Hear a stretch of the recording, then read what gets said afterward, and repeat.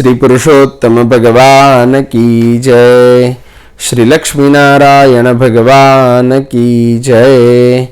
नमोस्त्वनंताय सहस्रमूर्तये सहस्रपादाक्ष शिरोरुबाहवे सहस्रनाम्ने पुरुषाय शाश्वते सहस्रकोटि युगधारिणे नमः। श्री पुरुषोत्तम मास महात्म्य कथा अध्याय 20।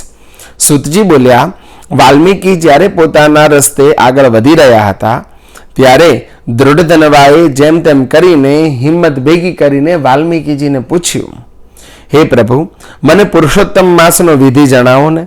ગયા ભાવમાં જ્યારે હું સુદેવ નામે બ્રાહ્મણ હતો ત્યારે મેં ભગવાનને અતિ વહાલો એવો પુરુષોત્તમ મહિનો જાણે કે અજાણે સેવ્યો હતો અને તે સેવનથી પણ મારો પુત્ર જીવંત થયો હતો. આજે હું તે વિધિ ભૂલી ગયો છું, માટે આપ મને કહેવાની કૃપા કરો ને. વિનંતીનો સ્વીકાર કરતા વાલ્મીકીજીએ કહ્યું, બ્રહ્મ મુહૂર્તમાં ઉઠીને ભગવાનનું સ્મરણ કરવું, ત્યારબાદ નૈઋત્ય દિશાની અંદર પાણી માટેનું વાસણ લઈને પોતાના સ્નાન અને શૌચથી નિવૃત્ત થવું, પુનઃ ઘરે આવીને વ્રતની સિદ્ધિ માટે પુનઃ ઘરે આવીને શુદ્ધ જળ ભરેલા માટીના ગડાને મંડળની વચ્ચોવચ્ચ પ્રસ્થાપિત કરવો, પછી તેમાં બધા જ તીર્થોનું અને બધા જ દેવોનું સ્થાપન કરવું. ત્યારબાદ ગંધ, અક્ષત, પુષ્પ, ધૂપ, દીપ, નૈવેદ્ય જેવા પંચોપચારથી ભગવાનનું પૂજન આચરવું. તેના પર તાંબાનું તરભાણું મૂકીને વસ્ત્રથી તેને ઢાંકવું અને તેની ઉપર રાધા કૃષ્ણની સોનાથી મઢેલી મૂર્તિ મૂકવી જોઈએ અને તેનું પૂજન કરવું જોઈએ, કારણ કે પુરુષોત્તમ ભગવાન સંસાર સાગરમાંથી તારનાર છે. આ માસમાં બ્રાહ્મણોને બેસાડીને અવશ્ય પૂજન કરાવવું જોઈએ. ઇતિ શ્રી બૃહન્નારદીય પુરાણમાં પુરુષોત્તમ પૂજન નામનો 20મો અધ્યાય. તત્સત શ્રી કૃષ્ણાર્પણમસ્તુ. શ્રી પુરુષોત્તમ માસ વાર્તા 20. ઉમા માની વાર્તા. ભગવાન શંકર અને પાર્વતીજી મૃત્યુલોકના માનવીઓની લીલા જોવા માટે નીકળી પડ્યા. આ વખતે પવિત્ર પુરુષોત્તમ માસ ચાલતો હતો એટલે ઠેક ઠેકાણે ધાર્મિક વાતાવરણ એમને નજરે ચઢ્યું. કેટલાક ભાવિકો સ્નાન કરતા હતા તો કેટલાક દાન પુણ્ય કરતા હતા. પુરુષોત્તમ ભગવાનની કથા વાર્તા પણ કેટલાક સાંભળતા હતા. મૃત્યુલોકના માનવીઓ ધર્મની અંદર ડૂબેલા છે એ જોઈને ભગવાન શંકર અને પાર્વતીજી ખૂબ વધારે ખુશ થયા, કારણ કે મહામુલા એવા માનવ દેહને સાર્થક કરવા માટે બધા જ માનવીઓ મથી રહ્યા હતા. ચોમાસાના દિવસો હતા, આથી ચારેય બાજુ લીલો છમ દેખાવ નજરે પડતો હતો. ખેતરોમાં જાત જાતનો પાક જે છે એ લચી રહ્યો હતો. મેઘરાજાની મહેરથી ખેડૂતોના મુખ ઉપર ઉલ્લાસ જણાતો હતો. બધાય ઉજ્જવળ ભવિષ્ય માટેની મીટ માંડીને બેઠા હતા.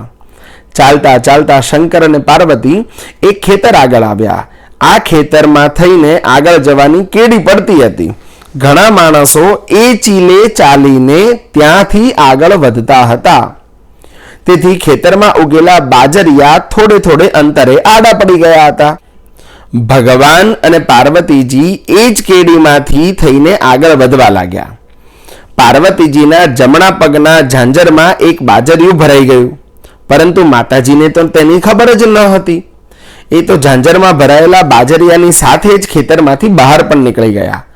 એવામાં માતાજીની નજર એ બાજરિયા ઉપર પડી અને એમણે ખૂબ સહજ ભાવથી પેલું બાજરિયું ઝાંઝરમાંથી ખેંચીને કાઢી લીધું. લીલું મજાનું ભરાવદાર બાજરિયું હતું એ. તેથી તેમાંના દાણા ખાવાનું પાર્વતી માતાને મન થઈ ગયું. માતાએ તે બાજરિયાને 2 હાથેથી મસળી નાખ્યું એટલે દાણાથી ખોબો પોતાનો ભરી નાખ્યો. તે તો થોડા થોડા કરીને બધાએ દાણા ખાઈ ગયા. ભગવાન આગળ તેની મીઠાશનું વર્ણન પણ કરવા લાગ્યા. પાર્વતીજીની આવી મનોદશા ઉપર શંકર ભગવાનને ખૂબ હસવું આવ્યું. તેમણે પાર્વતીજીને ઠપકો આપતા કહ્યું, દેવી, આપણાથી ખેતરના માલિકની રજા સિવાય એક તણખલું પણ લેવાય નહીં, અને તમે તો આખું 365 દાણાવાળું બાજરિયું સાફ કરી ગયા.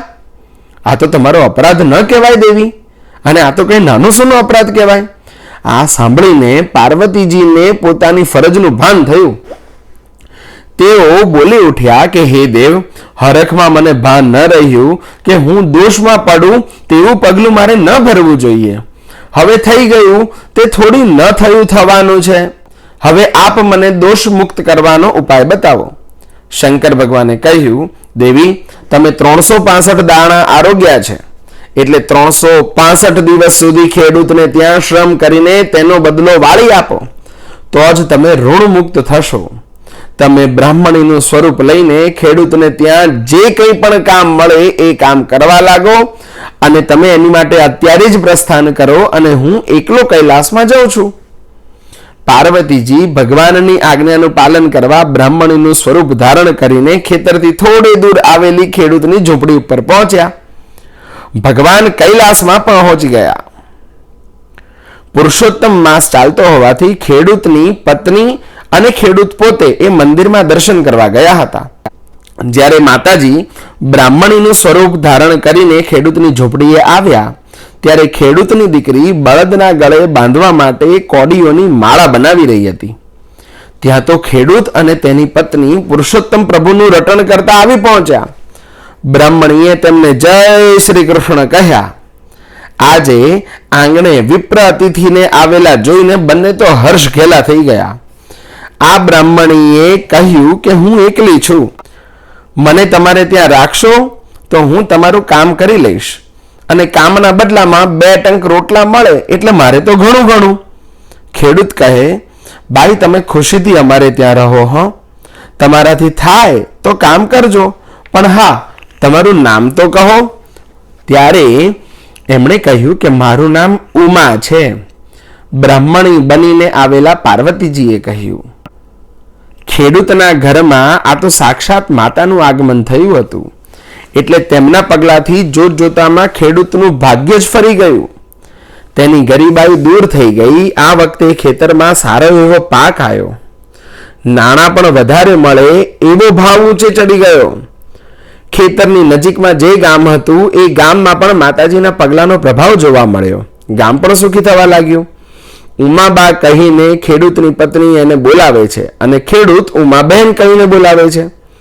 તેણે ઉમાને ધર્મની બહેન ગણી હતી, અને ગામવાળા પણ તેમને ઉમાબા કહીને સંબોધે છે. આમ ને આમ પુરુષોત્તમ મહિનાની પૂર્ણાહુતિ થઈ, અને સુખી થયેલા ખેડૂતો ગામના બ્રાહ્મણોને લાડુ જમાડીને સારી દક્ષિણા આપી રહ્યા હતા. આથી ગામમાં આ ખેડૂતની તો ખૂબ વધારે વાહવા બોલાઈ. દિવસો પાણીના રેલાની માફક વહેવા લાગ્યા. આમને આમ બ્રાહ્મણી બનીને આવેલા પાર્વતીજીને ખેડૂતને ત્યાં રહેતા રહેતા 300 દિવસ પૂરા થઈ ગયા હતા. તો પણ હજુ 65 દિવસ બાકી છે, યાદ છે ને?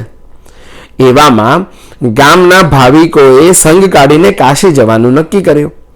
ખેડૂત અને તેની પત્નીએ વિચાર્યું, ભવો ભવના પાતક ધોવાની માટે આ શ્રેષ્ઠ અવસર છે, માટે સંઘની અંદર આપણે પણ કાશી જવું જોઈએ. પરંતુ તેઓ જાય તો ખેતીવાડીનું ધ્યાન કોણ રાખે? ઢોરને કોણ સાચવે? કઈ ઉમાબા અને નાની દીકરી થોડા એ બધાને સાચવી શકવાના હતા? તેથી જવાનો વિચાર એમણે તરત જ માંડી વાળ્યો. આ વાતની ઉમાને ખબર પડી, એટલે એણે તરત જ બધું જ કામ ઉપાડી લેવાની ખાતરી આપી, અને ખેડૂતને કહ્યું, ભાઈ, ધર્મના કામની અંદર ઢીલ ન હોય. જે કરેલું છે એ જ સાથે આવવાનું છે, માટે પુણ્યનું ભાતું લેવા માટે તમે ખુશીથી ચાલી પડો. પણ હા, તમે મારું એક કપડું તમારી સાથે લેતા જજો, અને જ્યારે ગંગાજીમાં સ્નાન કરો ત્યારે હાથ જોડીને ગંગામાને વિનંતી કરજો કે હે પતિત પાવની ગંગા મૈયા, ઉમાબાએ ભાવથી આ કપડું મોકલ્યું છે, તેનો તમે હાથો હાથ સ્વીકાર કરો. મને વિશ્વાસ છે કે માતા ગંગા જરૂરથી મારા કપડાનો સ્વીકાર કરશે. ગંગા મૈયા હાથો હાથ કપડું લેશે એ વાત ખેડૂતની પત્નીના ગળે નથી ઉતરી, પરંતુ ખેડૂત તો પૂર્ણ શ્રદ્ધાળુ હતો. તેથી તેને તો જે કંઈ પણ કપડું મળ્યું એ એણે પત્નીને આપ્યું, અને તેઓ વાજતે ગાજતે કાશીના સંઘમાં જવા માટે નીકળી પડ્યા. સંઘ પગપાળા આગળ વધે જાય છે. રસ્તામાં આવતા તીર્થ સ્થાનોમાં દર્શન કરે છે. થાક લાગે છે ત્યારે વિસામો લે છે, ભૂખ લાગે ત્યારે ભાતું ખાય છે.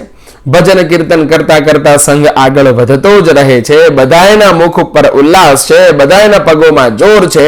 તેથી તેઓ ધાર્યા કરતા પહેલા સમયમાં પવિત્ર એવી કાશી નગરીમાં પહોંચી ગયા. સાંજના તેઓ પહોંચ્યા હતા એટલે એક ધર્મશાળામાં મુકામ કર્યો.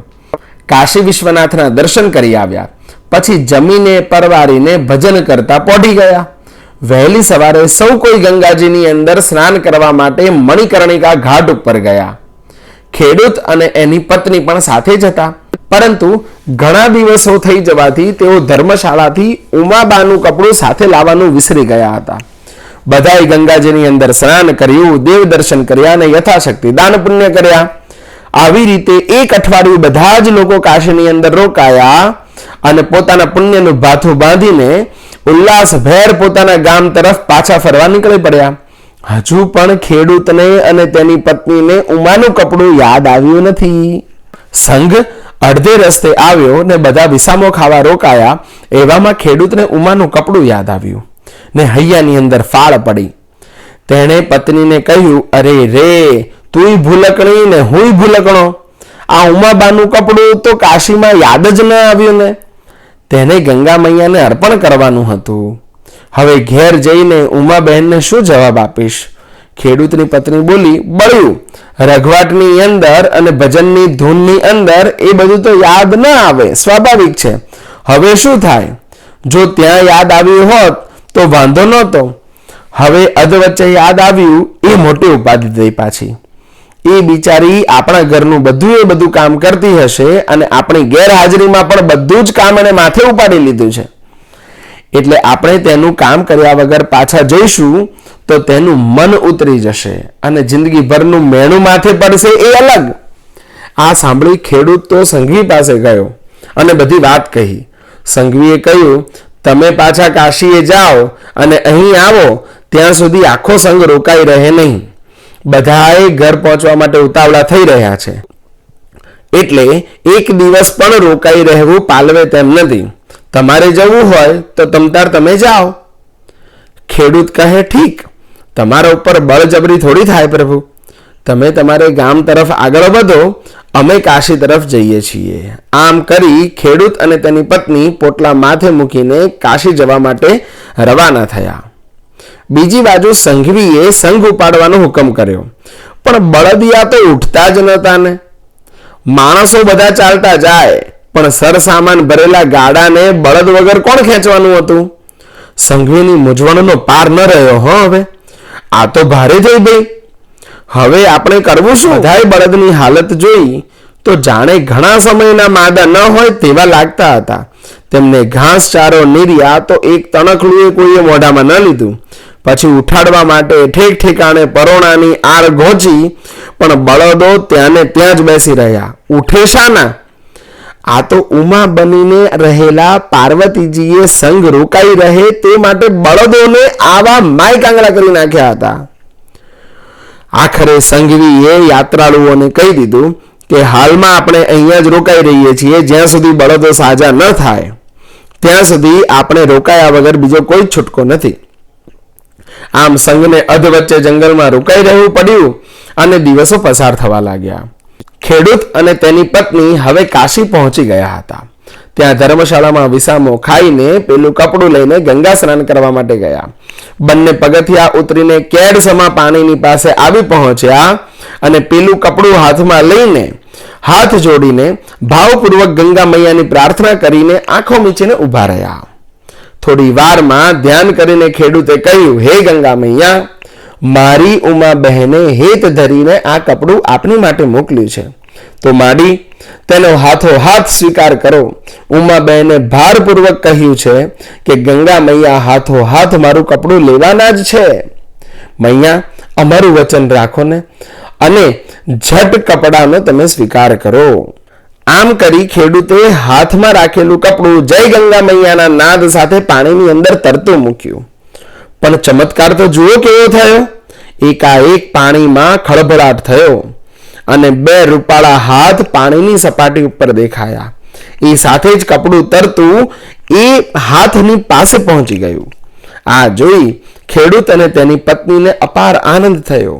તેઓ જય ગંગા મૈયા કી જય, જય ગંગે આમ અનેક નારા બોલવા લાગ્યા. એ સાથે જ ગંગા મૈયા બંને હાથેથી કપડાનો સ્વીકાર કરીને પાણીની અંદર ગરક થઈ ગયા. આજે ખેડૂતને ઉમાબાના સતનું પારખું મળી ગયું હતું. બંને દેવ દર્શન કરીને ભાથું ખાઈને પોતાના ગામ તરફ જવા માટે નીકળે છે તો અધવચ્ચે સંઘે પડાવ નાખેલો હતો તે જોયો. તેમના આશ્ચર્યની તો અવધિ જ ન રહી. આટલા બધા દિવસ સંઘ કેમ રોકાયો હશે? તે દિવસ તો બધા ઘેર જવા માટે ઉતાવળા થતા હતા. સંઘી કહે, પટેલ, જેવા તમે અહીંયાથી કાશી જવા માટે ઉપડ્યા ને તેવા જ બધા બળદો માંદા પડી ગયા. હવે સામાનથી ભરેલા ગાડા શી રીતે ત્યાં પહોંચાડવા? એટલે બળદો સાજા ન થાય ત્યાં સુધી તો આપણે કંઈ કરી જ નતા શકવાના. તમે જરા જુઓ ને, બળદોને શું થઈ ગયું છે. ખેડૂત અને તેની પત્ની એક બળદ પાસે જઈને હાથ ફેરવતા ગયા અને થોડી વારમાં બધા બળદો સાજા થઈ ગયા. ઘૂંઘરાના ઘમકારથી વાતાવરણ ગુંજી ઉઠ્યું છે. હવે સંઘવીનો જીવ હેઠો બેઠો. સંઘવાળા પણ રાજી થઈ ગયા. બધાએ ચમત્કાર નિહાળી ખેડૂત દંપતીને ધન્યવાદ આપી રહ્યા હતા. તેમની ભક્તિ આજે લોકોની માટે પ્રેરણાનું પાત્ર બની હતી. થોડી જ વારમાં સંઘે પડાવ ઉઠાવ્યો અને લોકો ખેડૂતના ભક્તિભાવને ખૂબ વધારે બિરદાવવા લાગ્યા. રસ્તામાં ખેડૂતે ઉમાબહેનના ચમત્કારની વાત બધાને કહી સંભળાવી અને કાશીમાં ગંગા મૈયાએ કઈ રીતે કપડું હાથો હાથ લીધું તે પણ લોકોને જણાવ્યું. ઉમાબાનું આવું સત જાણીને લોકો જાત જાતની વાતો કરવા લાગ્યા. કોઈ કહે ખેડૂતના ઘરમાં સાક્ષાત માતાજી પધાર્યા છે. કોઈ કહે માતાજીના પગલા થયા પછી આખું ગામ સુખી થયું છે. અરે, લોકોને સંગ કાઢવાનું પણ હમણાં તો સૂઝ્યું હતું. કોઈ કહે માતાજીના સતનો જ પ્રભાવ છે કે બળદો વળી પાછા એકાએક સાજા થઈ ગયા.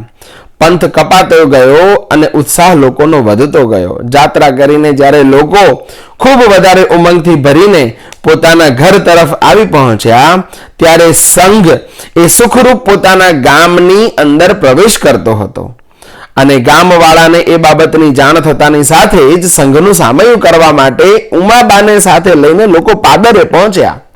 ઉમાબાએ સોના અને રૂપાના ફૂલોથી સંઘનું સામયું કર્યું અને બધાએ અડધો કલાક સુધી પ્રભુ નામની ધૂન મચાવી. પછી બધા વાજતે ગાજતે ગામની અંદર પ્રવેશ કરી ગયા. ખેડૂત આગ્રહ કરીને સંઘને પોતાના ઘેર લઈ ગયો અને તાબડતોબ રસોઈ બનાવડાવી બધાને સારી પેઠે જમાડ્યા. જમીને જતી વખતે ઉમાબાને પગે લાગ્યા અને એની સાથે ઉમાબાએ બધાને આશીર્વાદ આપ્યા. આખા ગામની અંદર આનંદ વર્તાઈ ગયો. સતીના પગલા ખેડૂતના ઘરની અંદર થયા છે તે જાણીને ભાવિક સ્ત્રી પુરુષો ખેડૂતના ઘરની અંદર જમા થવા લાગ્યા અને ઉમાબાના દર્શન કરીને આશીર્વાદથી પોતાની જાતને પાવન કરવા લાગ્યા. ઉમા બ્રાહ્મણીના સ્વરૂપમાં સાક્ષાત પાર્વતીજી હતા. તેથી જ તે ખેડૂતનું ઘર તીર્થ સમૂહ બની ગયું હતું. પાર્વતીજીને બ્રાહ્મણીના સ્વરૂપમાં 365 દિવસ પૂર્ણ કરવાના હતા. તેમાંથી 360 દિવસ વીતી ગયા હતા. હવે પાર્વતીજી ખેડૂતના ઘરની અંદર ખાલી 5 જ દિવસના મહેમાન હતા. કોઈને આ વાતની ખબર ન હતી અને વાત પણ ખરી જ હતી ને. ભગવાનની લીલાનો પાર કોણ પામી શકે? ખેડૂત રોજ સવારના વહેલો ઉઠીને ખેતરે જતો અને તેની પત્ની બપોરના રોટલા ખેતરે જ પહોંચાડી આવતી. પણ એક દિવસ ઉમાબાએ ખેતરે રોટલા પહોંચાડવાનું માથે લીધું. એ દિવસ પાર્વતીજીનો 365મો દિવસ હતો. ભગવાન શંકર એમને જે સજા આપી ચૂક્યા હતા એ સજાની માટેનો આજે છેલ્લો દિવસ હતો. અરે, ખેડૂતના ઘરની અંદર 365 દિવસ સુધી કામ કરવાનું હતું ને. બાજરિયામાં 365 દાણા હતા. એ ચોરીથી ખાવાને બદલે પાર્વતીજીને આ સજા ભોગવવાની હતી. એનો આજે છેલ્લો દિવસ હતો. એટલે પાર્વતીજીને શંકર ભગવાન પાસે પોતાના સ્થાને પહોંચવાનું હતું. એટલે જ ખેતરમાં ખેડૂતને રોટલા આપવા બહાને એ પોતાના ઘરે જવા માટે પ્રસ્થાન કરી શકે. ખેડૂતની પત્ની ઘણું કહે છે પણ ઉમાબા હટ કરીને રોટલો અને ભાત જાતે જ ખેતરે લઈ જાય છે. એટલે રસ્તામાંથી અંતર ધ્યાન થઈ કૈલાસમાં પહોંચે છે. બપોરના જમવા ટાણે ખેડૂત રોટલાની રાહ જોતો બેઠો હતો પણ ઘણી વાર સુધી કોઈ રોટલા દેવા આવ્યો નહીં. એટલે થાકીને અંતે તે ઘરે આવ્યો અને પત્નીને કહેવા લાગ્યો, અલી, આજે કેમ કોઈ રોટલા દેવા માટે ન આવ્યું? ઉમાબેન કેમ દેખાતા નથી? આ સાંભળતાની સાથે જ પત્નીના હૃદયની અંદર તો ધ્રાસકો પડી ગયો. તે બોલી, અરે, ઉમાબાને અહીંયાથી રોટલા લઈને નીકળે તો બહુ જ સમય થઈ ગયો. શું તે આપવા નથી આવ્યા? ખેડૂત કહે, રોજ તો તું મોટી આપવા આવે છે ને, અને આજે ઉમાબાને શા માટે મોકલી? તેની પત્ની બોલી, આજે ઉમાબાએ હટ પકડી હતી, રોટલો તો હું જ આપવા માટે જઈશ. પછી તો પતિ અને પત્ની ઉમાબાને શોધતા શોધતા આખા ગામને ખૂંદી વળ્યા. ખેતરે ખેતરે ગયા, ગામે ગામ ગયા, ઘરે ઘરે ગયા, પરંતુ ઉમાબા હોય તો મળે ને. એમનો કોઈ જ પત્તો ન લાગ્યો. બંને થાકીને ઘેર આવ્યા અને ભૂખ્યા તરસ્યા બેસી રહ્યા. સાંજે ખેડૂતની પત્નીએ ખેડૂતને કહ્યું, સાંભળો છો, આ તમે સવારના ભૂખ્યા છો, તો લો, રોટલો ખાઈ લો. ખેડૂતે કહ્યું, કોઈ દિવસ નહીં, અને આજે ઉમાબેન જાતે મને રોટલા ખવડાવવા આવ્યા હતા, એટલે જ્યાં સુધી એ જાતે નહીં જમાડે ત્યાં સુધી હું અન્ન અને જળનો ત્યાગ કરી ચૂક્યો છું. પત્નીએ પણ પતિની સાથે વ્રત આરંભ્યું, અન્ન અને જળના ત્યાગ કર્યા છે. બીજા દિવસે પણ તેમનો ઉપવાસ ચાલુ જ હતો. બંને સંકલ્પ કર્યો હતો કે જ્યાં સુધી ઉમાબા જાતે નહીં ખવડાવે ત્યાં સુધી અમે જમવાનું નહીં લઈએ. આમ ને આમ 6 દિવસો પસાર થયા. કૈલાસમાં પાર્વતીજીને આ બાબતનો ખ્યાલ આવ્યો, એટલે તો ભગવાન શ્રી શંકરની રજા લઈને બ્રાહ્મણીના સ્વરૂપમાં, ઉમાબાના સ્વરૂપમાં ખેડૂતના ઘરની અંદર આંગણામાં પધાર્યા. એકાએક ઉમાબાને આવેલા જોતા ખેડૂત અને તેની પત્ની હર્ષઘેલા થઈ ગયા. પગે પડવા માટે દોડી આવ્યા. ત્યાં તો ઉમાબાનું સ્વરૂપ પલટાયું. તે જગ્યાએ સાક્ષાત માતા પાર્વતીજી ભવાની સ્વરૂપે પ્રગટ થયા અને બંનેને આશીર્વાદ આપવા માટે હાથ લંબાવ્યા. એ બંનેને ઊભા કર્યા અને તેમની આસપાસ ઘણો બધો પ્રકાશનો પુંજ રેલાતો હતો. ખેડૂત અને તેની પત્નીની આંખો તો અંજાઈ ગઈ હતી. એવું ઝળહળતું સ્વરૂપ હતું કે બંને જણા સાથે જોઈ જ નતા શકતા ને. તેઓને કંઈ સમજ ન પડી આ બધું શું થઈ રહ્યું છે. તેથી હાથ જોડીને તેઓ તો ઊભા જ રહ્યા. પાર્વતીજીએ બંનેને આશીર્વાદ આપીને કહ્યું, હવે તમે કોઈ જ દિવસ ઉમાબાને જોઈ નથી શકવાના, માટે તમે ઉપવાસ છોડી દો. તમારું ઋણ ચૂકવવા માટે હું કૈલાસથી અહીં આવી છું. હું બ્રાહ્મણી થઈને ઉમાબાના સ્વરૂપે 1 વર્ષ સુધી તમારી સાથે રહી છું. મારી તમે લોકોએ ખૂબ સેવા કરી છે. વળી તમે પુરુષોત્તમ ભગવાનનું વ્રત કરો છો, તેથી તમારું શ્રેય કરવાના હેતુથી મારા પગલા તમારે ત્યાં થયા છે. તમે સુખી થયા છો. ગામ આખું તમારા ભાગે સુખી થયું છે.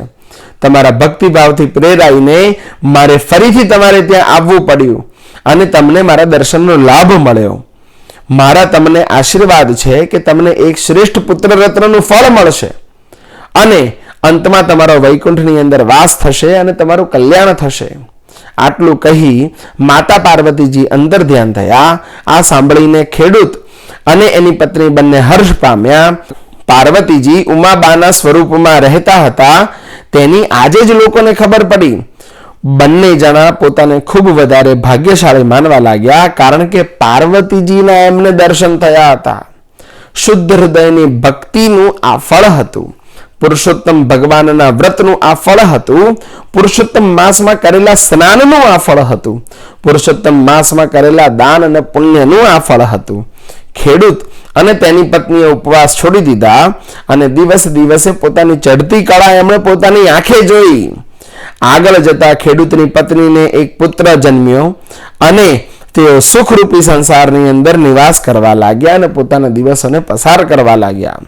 સારા પગલા હોય તો બધું બને શ્રીકાર.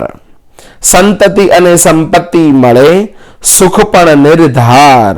હે પુરુષોત્તમ ભગવાન, તમે જેવા ખેડૂત દંપતીને ફળ્યા એવા શ્રદ્ધાપૂર્વક તમારી ભક્તિ કરવા વાળાને પણ અવશ્ય ફળજો.